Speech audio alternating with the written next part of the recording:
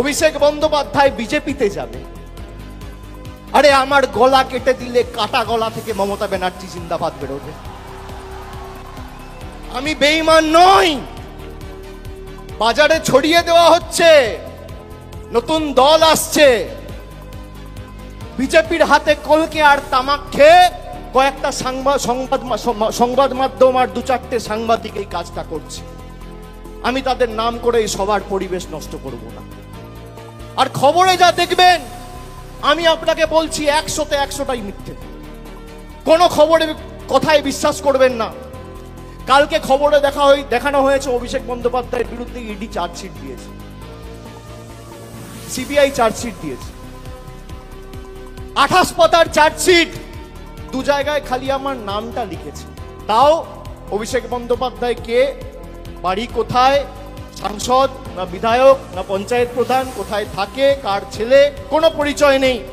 BJP নেতারা যেমন ভাব পাচ্ছে কথা বলতো, ইডি সিবিআই এখন ভাব পাচ্ছে কথা বলছে। এই ভয়টা দেখে আমার ভালো লেগেছে। খবরে যা বেরোয় 100তে 100টাই মিথ্যে। আমি আপনাকে বলছি, 12 লক্ষ মানুষকে বাড়ি দিয়েছে আমাদের সরকার। একদিন একটা খবর দেখেছেন?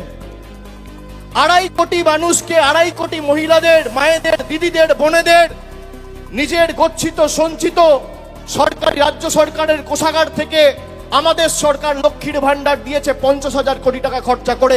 একদিন খবর দেখেছেন? এই খবর দেখবেন না। পথশ্রীতে প্রায় গত 3 বছরে 15,000 কোটি টাকা খরচা করে প্রায় 24,000 কিলোমিটার রাস্তা তৈরি করেছে। খবরে দেখেছেন? কেন্দ্র থেকে এক পয়সা না নিয়ে দেখবেন না। অভিষেক ব্যানার্জির বিরুদ্ধে সিবিআই চার্জশিট দিয়েছে। আরে আমি সকাল বিকেল কথা পাল্টাই না। 5 বছর আগে কোভিডের সময় 2020 সালে বলেছিলাম যে আমার বিরুদ্ধে যদি কোনো রকম কোনো প্রমাণ বা কোনোভাবে সিবিআই বা ইডি প্রমাণ করতে পারে বা তথ্য দিতে পারে আদালতে যে আমার প্রত্যক্ষ বা পরোক্ষ মদতে কোনো ভুল হয়েছে, কোনো দুর্নীতি হয়েছে, কেউ 10 পয়সা তুলেছে, আপনাকে চার্জশিট দিতে হবে না, সামান দিয়ে আমায় ডাকতে হবে না, ফাঁসির মঞ্চ করুন, গিয়ে মৃত্যুবরণ করুন।